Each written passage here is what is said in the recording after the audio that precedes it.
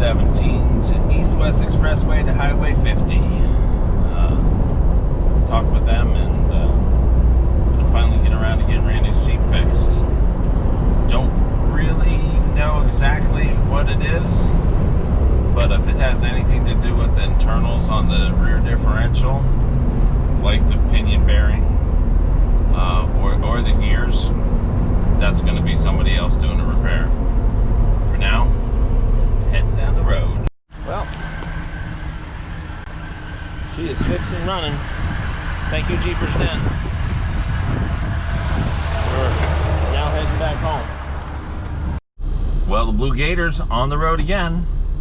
Thanks to JeepersDen for replacing the pinion bearing and the carrier bearings in the rear differential to get this baby back on the road. It is nice to have the four-door back.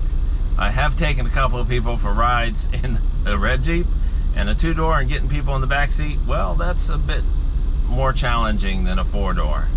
Not to mention carrying some stuff around. But I'm looking forward to getting this back out on the trails, and we should have a great time doing it. We'll see you on the next trail ride.